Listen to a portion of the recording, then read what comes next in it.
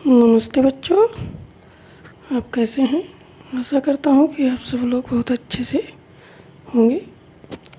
बच्चों, आज हम महत्तम समापवर्तक, इसी को मासा कहते हैं, निकालना सीखेंगे। मासा निकालने की दो विधियाँ हैं। पहली विधि है भाग विधि और दूसरा गुणनखंड विधि। आज हम भाग विधि से मासा ज्ञात करना सीखेंगे। तो चलिए इसको हम एक प्रश्न के ज़रिए समझते हैं कि हम मासा कैसे ज्ञात करते हैं, कैसे निकालते हैं।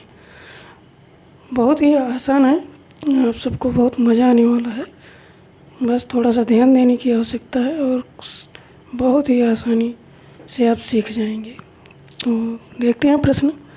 जैसे कि यहाँ पे आपका एक प्रश्न दिया है कि 144 और 198 का मासा ज्ञात कीजिए।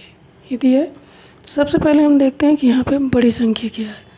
तो जैसे कि आप देखते हैं कि 198 144 से अधिक है, तो 198 में 144 का भाग देंगे।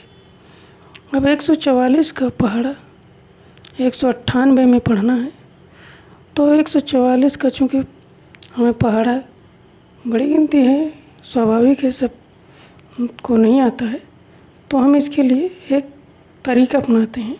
तरीका ये है कि 144 में अगर 1 का गुणा करेंगे तो 144 एकम 144 हो गए। इसी तरह से 144 में अगर 2 का गुणा कर देंगे तो 144 दूना 288 हो गए।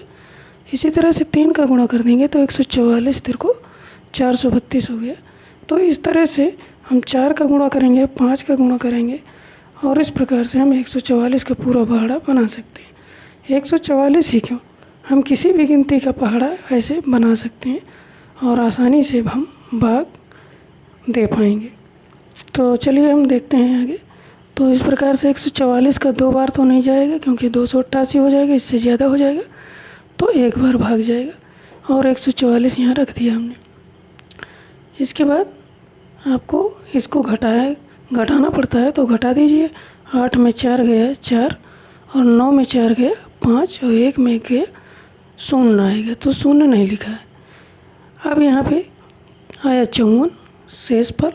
इस शेष फल जो यहाँ पे बचा, इसको यहाँ लिखा रहने देते हैं और भाग का निशान बनाते हुए ये जो प्रथम भाजक था 144, उसको यहाँ पे लिख देते हैं और 54 का भाग इसमें देते हैं। तो इस प्रकार से 54 का पहाड़ा पढ़ेंगे इसमें 144 में, तो 54 दूना 108 होता है। तो इस प्रकार से यहाँ पे हमारा 108 आ गया और 3 बार देंगे तो ज़्यादा हो जाएगा, तो इसलिए 2 बार भाग जाएगा। अब इसको घटाते हैं। घटाना तो आप सब जानते हैं, इससे 1 लेगा तो यहाँ 14 बनेगा। 14 में 8 गया 6 और यहाँ 3 बचा तो 3 आ गया। यहाँ 1 में 1 गया तो कुछ नहीं बचेगा, 0 बचेगा। अभी इस तरह से आप देख पा रहे हैं कि यहाँ पे आपका 36 आ गया। अब 36 को उसी तरह लिखा रहने दो और भाग का निशान बनाते हुए पुनः ये जो द्वितीय भाजक है 54, इसको यहाँ पे लिख दीजिए और 36 का भाग दे दीजिए। तो 36 दूना 72, ज़्यादा हो जाएगा तो 1 बार भाग जाएगा। तो इस प्रकार से 36 एकम 36 हो गए और फिर से घटाते हैं। तो इससे 1 लिया तो यहाँ बना 5 से 1 इधर जाएगा तो 14, 14 में 6 गया 8 आया और यहाँ बचा 4, 4 में 3 गया 1 आ गया 18 आ गया। अब इस 18 को भी उसी तरह लिखा रहने देंगे, फिर से भाग का निशान बनाएंगे और ये जो 36 है इसको यहाँ पे लिख के फिर से भाग देंगे, तो 18 दूना 36 हो गए और घटा दिया। तो इस प्रकार से ये पूरा विभाजित हो गया और आपका ये जो मासा है वो आ गया है। ये अंतिम जो भाजक है यही मासा होता है, जिससे कि ये संख्या पूरी विभाजित हुई है। आइए, अभी तक तो हम 2 संख्याओं का मासा ज्ञात करना सीखें। अब हम 3 संख्याओं का मासा ज्ञात करना सीखेंगे। जैसे कि आपको यहाँ एक दूसरा प्रश्न दिया गया है कि 120, 144 और 204 का मासा ज्ञात कीजिए। तो ठीक ऊपर की अपनाई गई प्रक्रिया से ही मासा ज्ञात करते हैं। बस इसमें अंतर ये है कि इसमें 2 की जगह 3 संख्याएं दी गई हैं। तो हम देखते हैं इसको भी। तो हम सबसे पहले बड़ी संख्या देखते हैं। तो बड़ी संख्या आपका 204 हो गया और इससे छोटी 144 है। इन्हीं दोनों संख्याओं को हम लेंगे। 204 में 144 का भाग देंगे तो 144 दूना 288 होगा। इससे ज़्यादा हो जाएगा तो एक बार भाग जाएगा, 144 आया। एक इनको घटा देते हैं तो 4 में 4 गया तो 0 आया।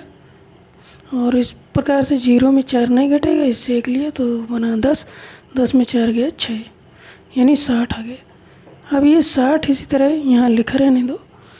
और जो भाग किस संख्या से पहली बार दिए थे, प्रथम भाजक कौन है, 144। 144 को यहाँ लिखेंगे और 60 से भाग दे देंगे तो 60 दूना 120 हुआ। इसको घटा दीजिए तो इस प्रकार से यहाँ पे 4 आ गया। 4 में 2 गया तो 24 आ गया। अब 24 को यहाँ लिखेंगे और भाग का निशान बनाते हुए ये जो संख्या थी द्वितीय भाजक, तो इसको यहाँ पे लिखेंगे और भाग दे देंगे। तो 24 दूना 48, 24 को 72 ज़्यादा हो जाएगा। तो अभी आप देख नहीं पा रहे थे, चलिए फिर से हम देखते हैं। तो ये 24 आया था घटाने पे, जैसे कि 60 का भाग दिया तो इसमें घटाने पे 24 आ गया। 24 का भाग हम किस में देंगे, इस वाली संख्या में, 60 में। तो 24 दूना 48 हो गया, घटा दीजिए तो आ जाएगा ये आपका 12।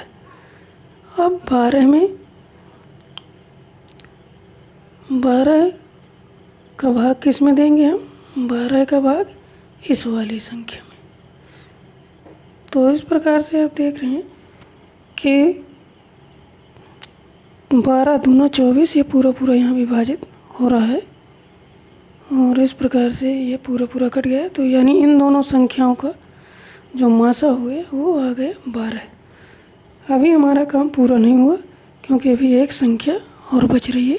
उस संख्या को भी हम यहाँ पे लेंगे। जैसे कि ये 120 बचा था, 120 में अब इस संख्या का भाग देंगे तो 120 में 12 से भाग देंगे। तो इस प्रकार से अब देखते हैं कि 12 कम 12 घटा दीजिए तो ये आपका 0 हुआ। अब आपका यहाँ पे 0 संख्या उतारेंगे। हम 12 में 0 का भाग देंगे तो ये 0 बार ही जाएगा। और यहाँ पे 12 का पहाड़ा अगर हम 0 में पढ़ते हैं तो 0 ही आता है। और इस प्रकार से ये आपका पूरा यहाँ पे विभाजित हो गया और हमारा जो उत्तर आ गया, यानी आपका जो सलूशन होगा वो आ गया 12। या हम ये कह सकते हैं कि आपका जो मासा आया वो कितना हो गया, 12। तो जिस संख्या से ये पूरा विभाजित हो रहा है वही आपका मासा बन जाता है। लास्ट में जिस संख्या से को ये आपका पूरा भाग चला जाता है वही मासा का काम करता है। धन्यवाद। आशा करता हूँ कि आपको अच्छे से समझ में आया होगा।